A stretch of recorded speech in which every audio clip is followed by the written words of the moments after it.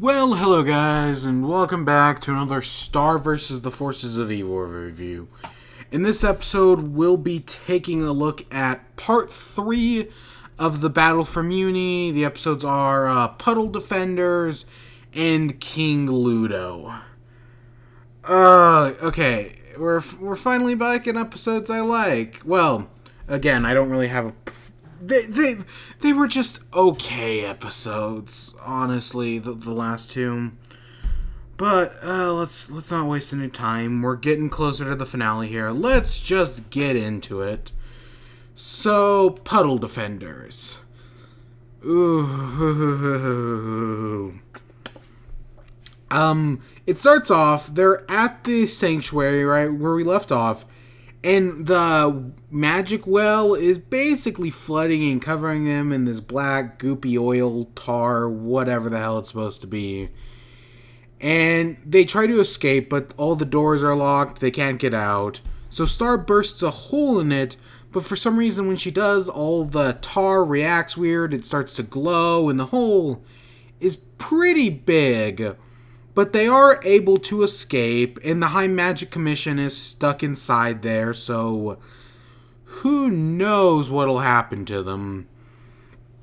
And they go out, and there's this group of rats going down the coast on a little boat. Star goes to stop them, but Moon stops her. And when they first started, you see Star and Moon working together, and I was like, oh, after telling the story, did they finally get along? Nope. They're still rooted in their ways. Continuity, man. I like that. So, now they don't have... Moon, admits, I don't have a plan. I don't know what to do next. I just need to keep you safe. So, they need a new place to stay. There's a frog there, convenience. Yeah, yada yada. And they head to Buff Frogs. Okay. I am very biased towards this episode. Extremely biased. Remember in Moon the Undaunted, right? I'm biased towards Moon. She's one of my favorite characters in this show. And I'm a sucker for the flashback episode, right? So I'm biased towards it. Same thing here. Moon is one of my favorite characters, and Buff Frog is also one of my favorite characters. So I am biased towards this episode. Oh my gosh. And it's great to see Buff Frog. I love oh my sweet little potato. Oh, it's so great. Nope. If the episodes, no matter what happened, I'm going to be biased towards this episode. But even still, I think the episode around it is good, right? But because it's I'm walking on eggshells here. This is it. I'm just gonna be blunt. It's about race, right? It's all a metaphor for race and racism, right? Because Moon doesn't like monsters, right? And after Moon the Undaunted, we know she has good reasons. So Star being friends with Buff Frog she doesn't like Buff Frog. She doesn't trust him because he's a monster. But Star does. And Star is the proof that monsters and humans can get along. Or humans, right? Strangers are just friends you haven't met. The line the show used to stand by. But now since they changed to a stupid goddamn ending that I hate it. Oh my god, I keep listening to it and I just hate it more and more. Oh god, it's the most cliche piece of dirge ever. Back on track, right? So they're in Buff Frog's home and we get to see all the babies and they've got arms except for little Katrina. Oh yeah, it's adorable. But, no, they're not... Buff Frog's getting certain vibes from Moon, and yeah, it's kind of tense. It's kind of embarrassing, I'll give it. Which it's supposed to be. But yet, it's also really funny. Leading up to because Puddle Defenders, as they reveal, because Star wants to sneak out and go fight Toffee, because she claims she has a plan. And Buff Frog's going to distract Moon while she sneaks out. So they play a board game, Puddle Defenders. But leading up to this board game, there are a lot of funny jokes. There's a few. And then after they play Puddle Defenders, there's a few. So it's just during that moment while they're playing Puddle Defenders that things get really tense. This gets serious, and it's not like it wasn't serious before, but this is... Oh, yeah, no. This is, because it's all, because Moon is racist against Buff Frog. Race does technically work in this instance, even though they're two completely different species as far as I'm concerned, because that's kind of how race works. And Buff Frog's he's trying to get along with Moon, but she's not making it easy. He's not completely against it, right? Because again, he gets along well with Star. And it's just tense, right? Because, it's interesting how they do this, though. Because they're playing a board game. And in the point of the board game is the humans trying to eat the monster's babies. And then Moon talks about how, when she was little, they played a game called Castle Defenders, where the monsters tried to eat the humans' babies. They both have a similar stereotype, but yet it's different, right? They share the same ideas, but it's through a different lens, right? It's through their own personal bias against one another, because that's how they were raised, and you see no reason why this wouldn't work. And throughout this, as he's distracting her, we see Star trying to escape, and eventually this leads to a Moon saying, like, you wouldn't understand, you're a monster. And Buff Frog gets angry and flips the table, because it's all leading to, basically, they never actually say this, but this is what they mean. You're not so different, you and I, right? They are the same. They both care about their kids. They both want to protect them. They're not bad people. And, yeah, it's on one hand, it's kind of on the nose, but on the other hand, I think they did this too subtly. Because, right, Buff Frog flips the board game because he's angry at Moon, right? Because Moon is saying, you wouldn't understand about having kids, about wanting to protect your kids. When no, it's Buff Frog. Of course he understands. We've seen this before. And then the next second, he turns around, he rats out Star of trying to escape, locks the place up, and then Moon and him are on the same side, right? Because Moon realizes, wait, you have kids as well. And I'm assuming Buff Frog realizes it first, that, that's why he betrays Star, because he realizes, wait, you're not so different, right? We're not so different, you and I. But there's no indication he does. He's angry, and then he just betrays her. I kind of wish there was a subtle, indication that, shit, we're not so different. Even if he doesn't have to say anything, it could have just been a change in facial expression. A little thing, but that's all you need. That would have worked. Because the way they have it right now, it just kind of feels like an instant change. It kind of reminds me of something. You're letting him kill Martha.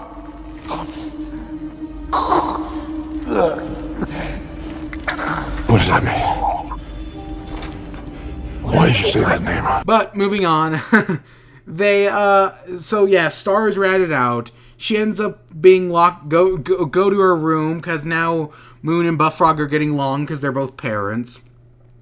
And we find out little Katrina can talk. She's adorable. I'm such a... Oh, God. I'm so biased towards this episode.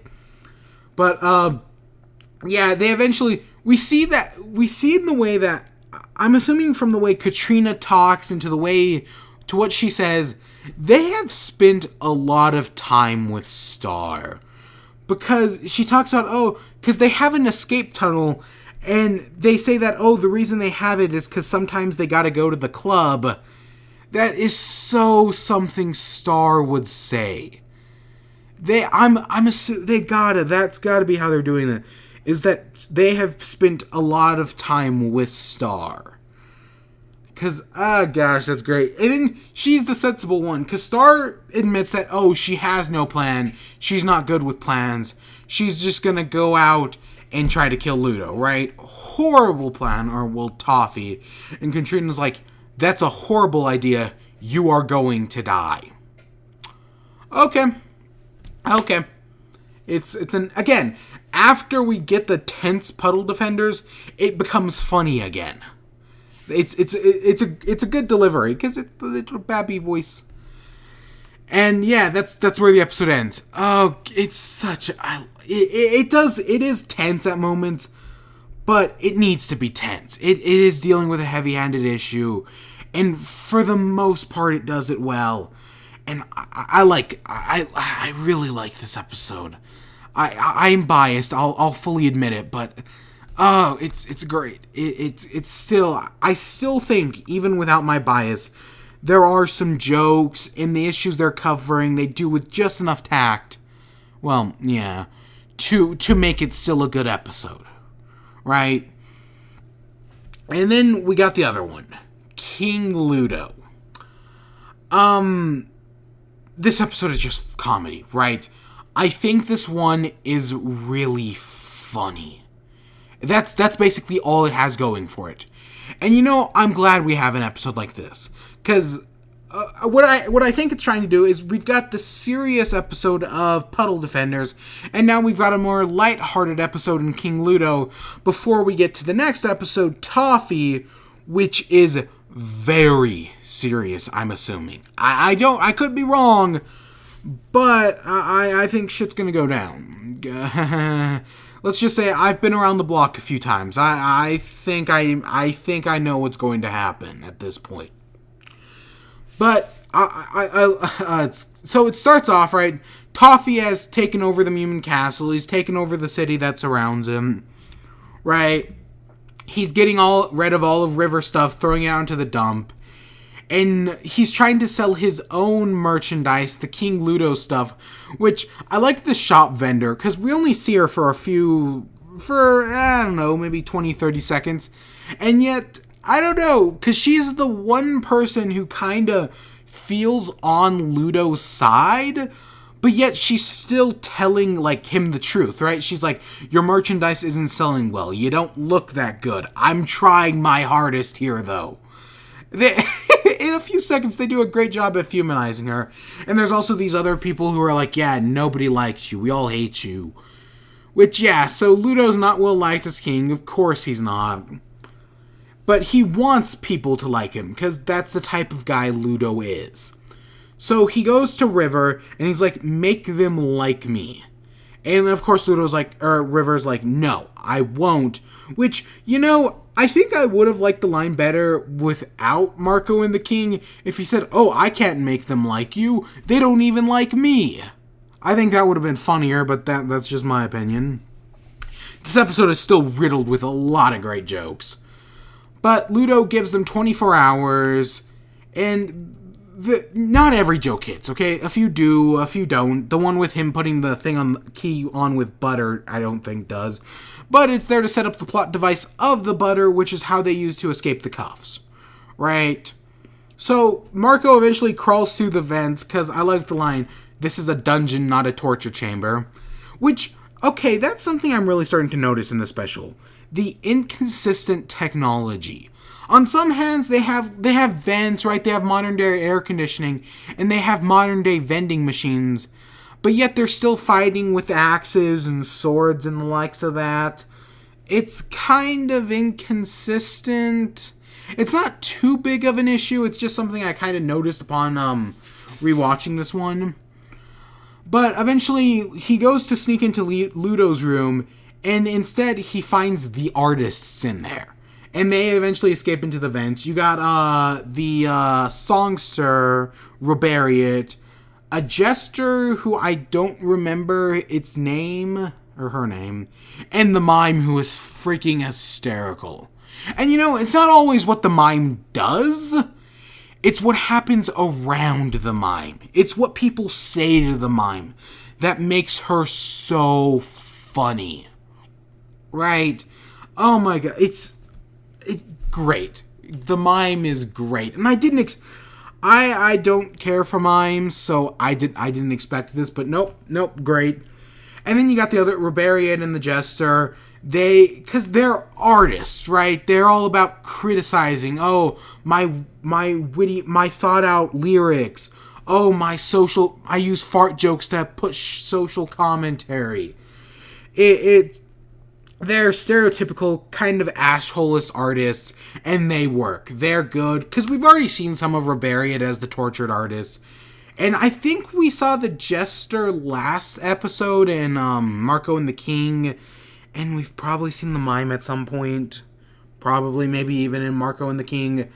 But no, I these three all work great. They're all clearly satires of their institution, right? Robariot's the satire musician, and the Jester is the satire comedian. But they're funny, so they get the pass, basically. Because while some people could see them as an attack on these ideas, it's played for comedy, and it never feels too insulting, because while they can be assholes, the show calls them out on it, and also makes them redeeming.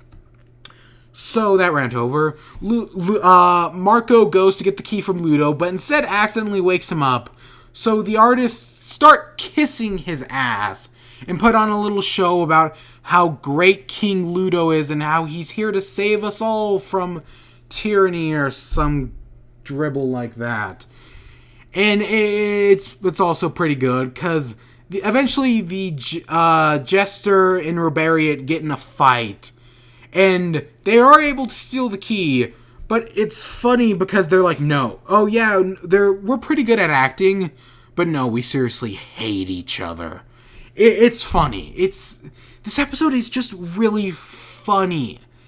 It's, the argument I used in King Ludo and Book Be Gone kind of works for this episode, but I'll disagree, because I say those episodes are pointless, right?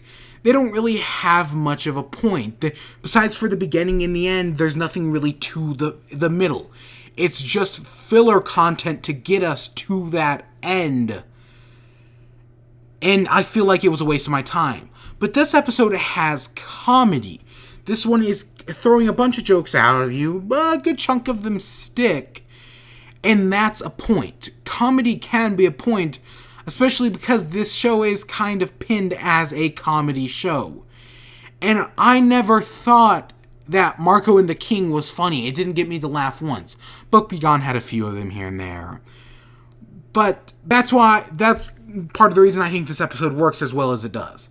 And then they get back to River, but he doesn't want to be free. He wants to sacrifice himself for as good a reason as Pa Kent did in Man of Steel. It's mostly pointless as far as I'm concerned. But Ludo, they drop the key right in front of him, and Ludo's like, oh, you had the escape here the whole time. You could have escaped. You're fools. Again, it's one of the jokes I don't think that sticks. And then, River is sent out into the square, basically a public execution, but instead, they levitato him into space, which is pretty funny. And then Marco's like, we fight now. And that's where it ends. It's all leading up to Toffee. Sky's heading to the Mumin Castle. Marco and the artists have some sort of rebellion forming, maybe with the people, probably with the people. We'll see. I'll find out soon enough, honestly. But yeah, I really like both of these episodes. They both have some good comedy, but Puddle Defenders does the serious moments, and I think it does it well. And then King Ludo is just really funny, and it's really on point, and I like that. And I'm still excited for Toffee. I know good things are going to happen theoretically, but I'm worried. That worry hasn't gone away. We'll see, right? Only time will tell. But I hope you all enjoyed. Stay tuned for more. Until next time, peace.